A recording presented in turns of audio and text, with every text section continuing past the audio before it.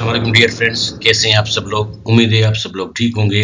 جیسے کہ آپ کو پتا ہے کہ نیوٹیک بیچ 4 کے آن لائن رجسٹریشن کا پروسیس کمپلیٹ ہو چکا ہے، اور اس کے بعد اب اسٹوڈنٹس کو، کینڈیڈیٹس کو جنہوں نے اپلائی کیا تھا آن لائن، ان کو میسیجز آنا اسٹارٹ ہو گئے ہیں کہ آپ کے انٹرویوز شروع ہیں۔ تو کافی سارے اسٹوڈنٹس اس حوالے سے کنفیوز بھی ہیں، ہم سے پوچھ رہے ہیں کہ انٹرویو کے لیے کہاں جانا ہوگا، کون سے ڈاکومنٹس لے کر جانے ہوں گے، اور انٹرویو میں کس طرح ہماری سلیکشن ہوگی۔ تو یہ ساری باتیں ہیں وہ ہم آج کی اس ویڈیو میں 1 بائی 1 ڈیٹیل میں ہم آپ کو بتائیں گے، اور آئی ہوپ کہ یہ ویڈیو دیکھنے کے بعد آپ انشاءاللہ تعالی نیوٹیک کے جو کوالیفیکیشن ہے وہ آپ پاس کر جائیں گے، اور انشاءاللہ تعالی آپ فری کورسز کے لیے سلیکٹ ہو جائیں گے۔ یہ ایک زبردست اپرچونٹی ہے prime minister youth development programme کے حوالے سے۔ نیوٹیک میں ابھی ریسنٹلی ایڈمیشنز بھی اناؤنس ہوئی تھی اور آن لائن سبمیشن بھی ہوئی تھی۔ اب جیسے ہی میسیج آنا شروع ہو گئے ہیں تو اسٹوڈنٹس ایکٹیو ہو گئے ہیں کہ ہمیں کیا کرنا چاہیے۔ تو آج کی ویڈیو میں ہم یہ ساری باتیں ڈسکس کریں گے کہ انٹرویو کے لیے کس طرح کے کوسچنس پوچھے جاتے ہیں، انٹرویو کا سلیکشن کرائٹیریا کیا ہے، اور آپ نے کون سے ڈاکومنٹس لے کر جانے ہیں، آپ نے کہاں جانا ہے یہ میسیج ریسیو کرنے کے بعد۔ تو ویڈیو تھوڑی لمبی ہے لیکن یہ ورتھ واچنگ ہے۔ یہ ویڈیو دیکھنے کے بعد میں پھر سے کہہ دیتا ہوں کہ آپ پورا جو پروسیس ہے وہ کوالیفائی کر جائیں گے، اور آپ ہوپ فلی سکسیزفلی انٹرویو پاس کر جائیں گے۔ چلیں اسٹارٹ کرتے ہیں، لیکن اسٹارٹ کرنے سے پہلے اگر ابھی تک آپ لوگوں نے ہمارے چینل کو سبسکرائب نہیں کیا ہوا ہے تو چینل کو ضرور سبسکرائب کریں، اور ساتھ میں ہمارے ویڈیوز کو اپنے فرینڈز کے ساتھ شیئر کریں۔ چلیں اسٹارٹ کرتے ہیں۔ اب اس طرح کے میسیجز اسٹوڈنٹس کو آنا اسٹارٹ ہو گئے ہیں۔ Dear candidate, your interview for NAVTTC P M youth skills programme is scheduled from 5/5/2023، please contact your institute.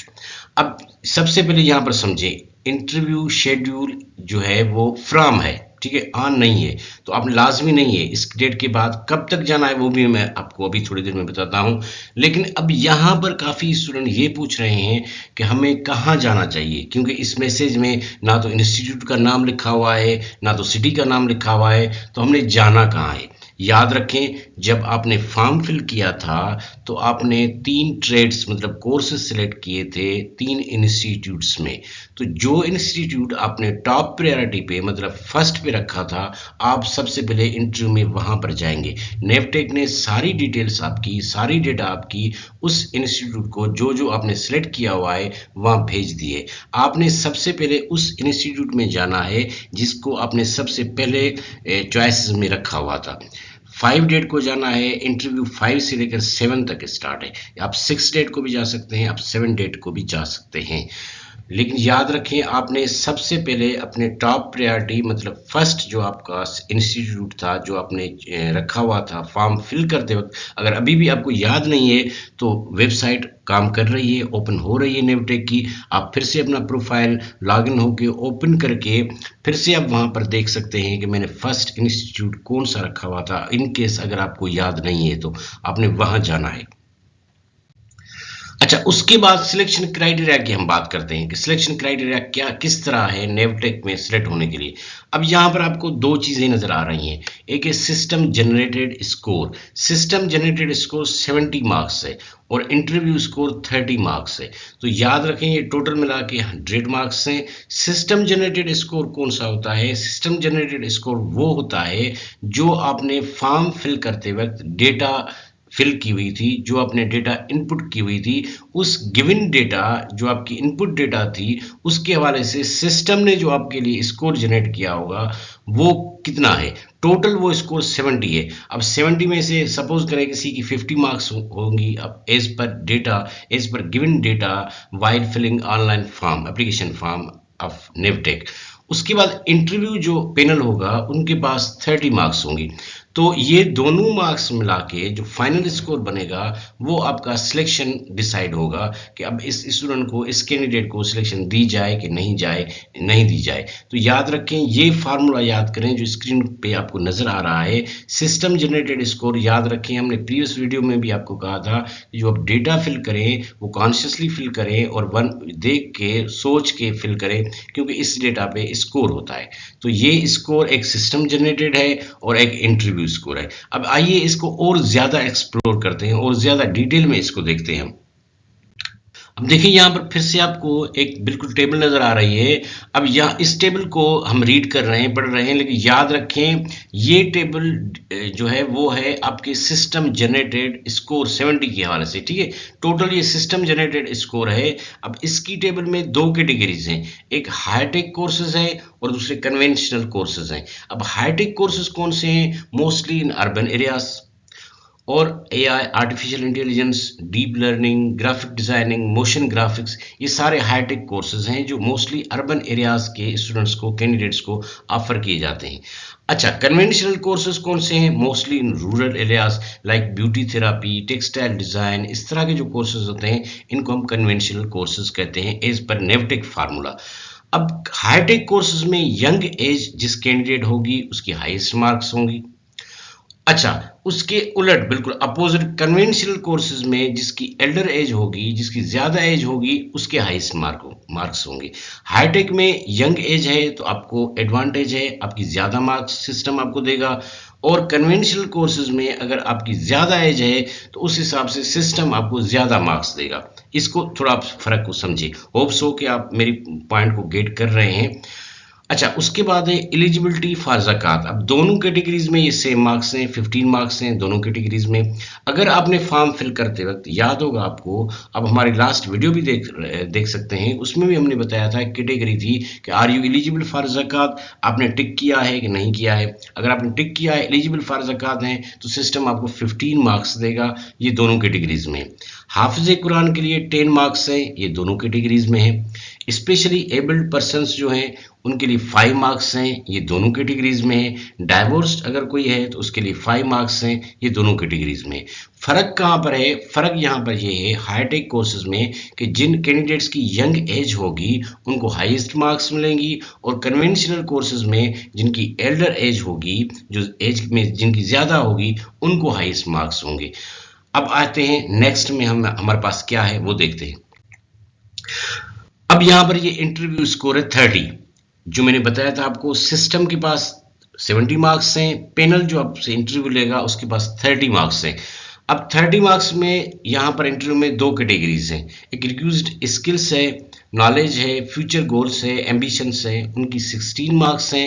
Relevant subject knowledge उसकी 14 मार्क्स हैं। अब इसको एक्सप्लोर करते हैं, इसको ज्यादा डिटेल में हम देखते हैं।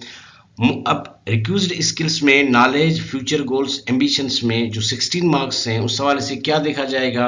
Mostly concepts about the subject जिसमें आप अप्लाई करना चाह रहे हैं, जो आप पढ़ना चाह रहे हैं, कोर्स जिसमें आप इंटरेस्टेड हैं, उस हवाले से कॉन्सेप्चुअल नॉलेज आपकी कितनी है। रिलेवेंट उसके हवाले से अगर स्किल्स आपके पास हैं तो वो आपके लिए एक बोनस पॉइंट्स हैं।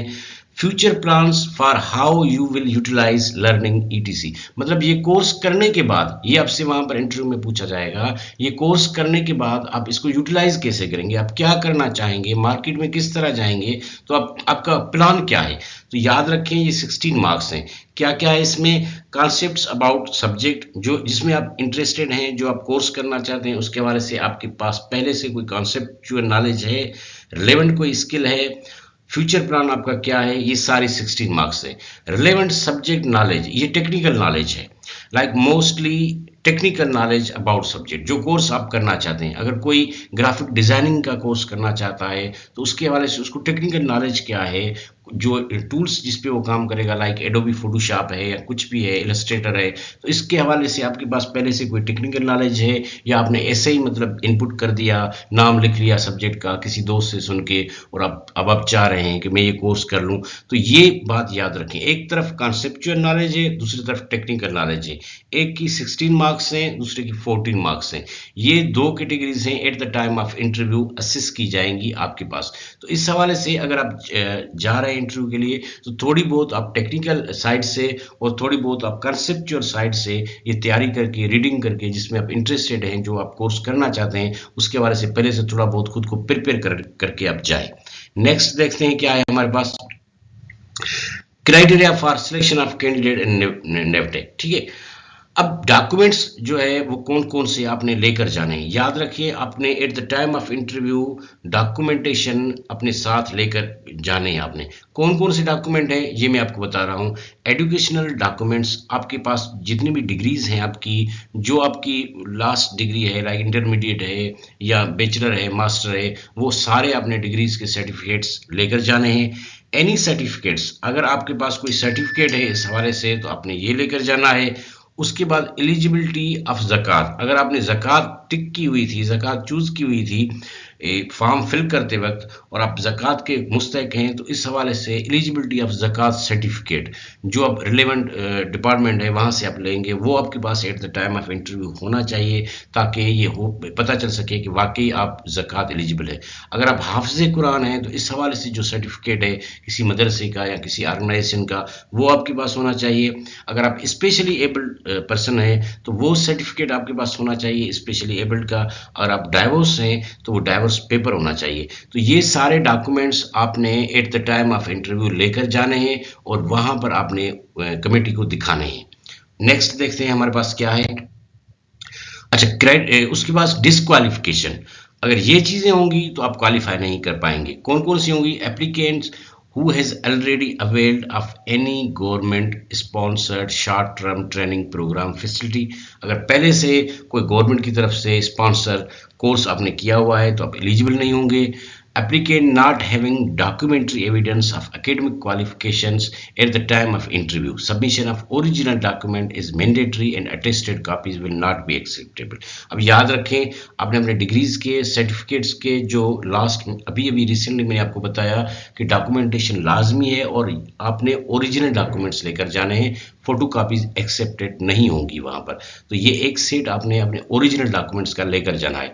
Applicant who is a government servant, अगर पहले से गवर्नमेंट की कोई जॉब कर रहे हैं आप तो आप एलिजिबल नहीं होंगे। Applicant who was absent eight the time of interview, आपने एब्सेंट नहीं होना है, आपने वहां पर इंटरव्यू के टाइम पे जाना है लाजमी। अगर आप एब्सेंट हो गए, वहां पर आपकी सिग्नेचर नहीं होगी तो आप डिस्क्वालीफाई हो जाएंगे इस कोर्सेज के लिए।